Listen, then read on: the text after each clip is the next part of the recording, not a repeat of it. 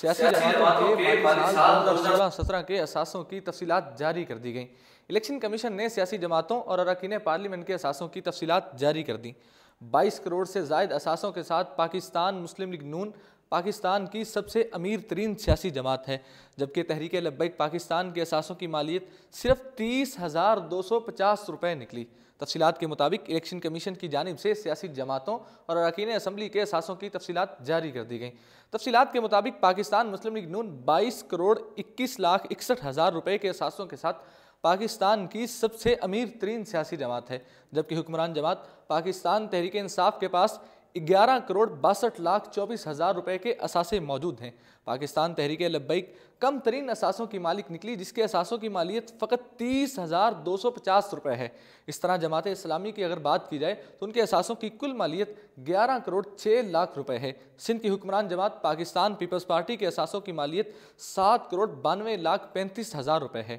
پاکستان مسلم league کاف کے اثاثوں کی مالیت 5 کروڑ روپے کے لگ بھگ ہے۔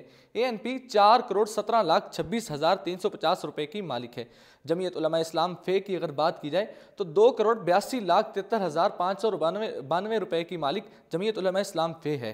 ساتھ ہی ساتھ الیکشن کمیشن نے اراکین پارلیمنٹ کی مالی سال 2016-17 کے اثاثوں کی تفصیلات بھی جاری کر دیں۔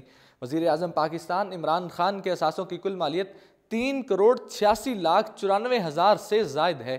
راجہ ظفر الحق کے پاس بھی 4 کروڑ روپے سے زائد کے اثاثے موجود ہیں، جبکہ سینیٹر مشاہد اللہ خان کی اگر بات کی جائے تو ان کے پاس بھی 3 کروڑ روپے کے اثاثے ہیں۔ اسی طرح اگر حمزہ شہباز کی بات کریں تو ان کے پاس بینک بیلنس میں جو رقم موجود ہے اس رقم کا تخمینہ 43,70,000 سے زائد رقم ہے۔